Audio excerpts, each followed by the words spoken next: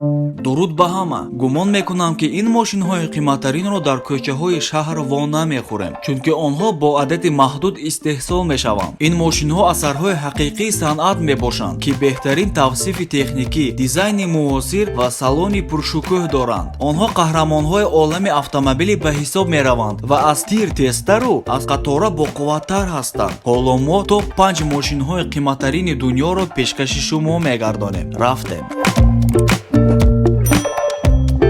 Maybach Exelero. соли 2005 аввалин ва ягона нусхаи Maybach Exelero бо фармоиши компанияи шинабарории Fulda истеҳсол карда шуд. истеҳсолкунандаи олмонии покришкаҳо ба воситаи ин мошин технологияи сохтани шинаҳое ки имконият медиҳанд то 370 км/соат суръат гиранд намоиш дод. дар асоси Exelero шасси Maybach 57 зери капоташ ҳаракатдиҳандаи V12 6 литра ки қувваташ баробари қуввати 700 асп ва моменти даврзаниаш 1022 нанометр мебошад ҷойгир аст. компания Fulda барои реклама $1 миллион сарф намудааст, аммо ин мошин тез харҷи худро баровард. Exelero дар коллексияи шахсии репсаро Брайан Уильямс ҷой гирифт. ӯ нусхаи ягонаро ба арзиши $8 миллион харид. Ford GT Chill. Ford GT Chill соли 1968 якбора дорандии ду унвони ғайрирасмӣ аст. автомобили аз ҳама қимматтарини амрикоӣ ва аз ҳама қимматтарин ашёе ки бо таърихи синемо алоқаманд аст. Ford GT таърихиро ки аввалин автомобили пойгаи командаи GVA Golf буд ва дар филми машҳури Le Mans нақш бозид бо нархи $11 миллион фурӯхтанд. Mercedes-Benz SLR McLaren Red Gold Dream.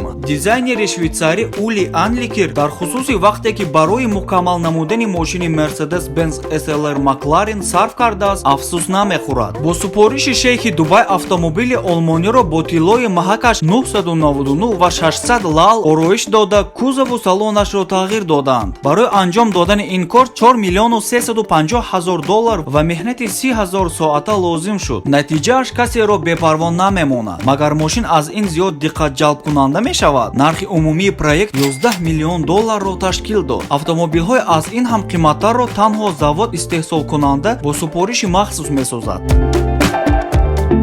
Rolls-Royce Swiftail. Rolls-Royce Swiftail соли 2017 бо фармоиши шахсӣ истеҳсол шудааст ва самараи эҷодиёти муштаракии дизайнери тамғаи британӣ ва фармоянда мебошад. ӯ мехост автомобил ба Rolls-Royce солҳои 30-юми асри гузашта монанд бошаду чун яхта боҳашамат шавад. аз ҷиҳати техникӣ Swiftail Phantom Coupeро ки ҳамчун донор истифода мешуд такрор мекунад, лекин қисмҳои кузов ва ороиши салони ин модел дар ҳақиқат бемисл ҳастанд. Rolls-Royce ба маҳсулоти худ $10 миллион стерлинг нарх монд, аз рӯи қурби он вақта $12 миллион $800,000 амрикоӣ.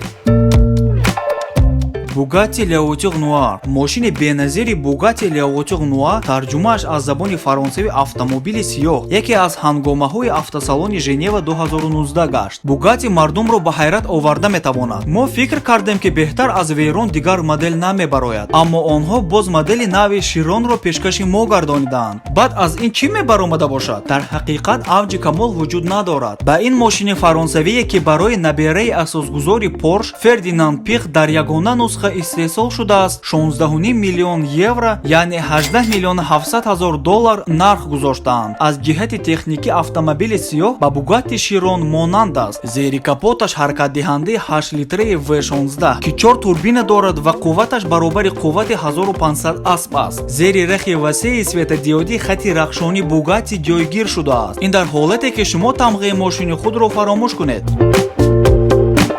раҳмат ки то охир тамошо кардед. лайк гузоред, ба шабакаи дуруд обуна шавед. боз кадом мошинро шумо қимматтарин дар дунё меҳисобед? дар комментария нависед. бо шумо будам ман Эминов Умед. То боздид.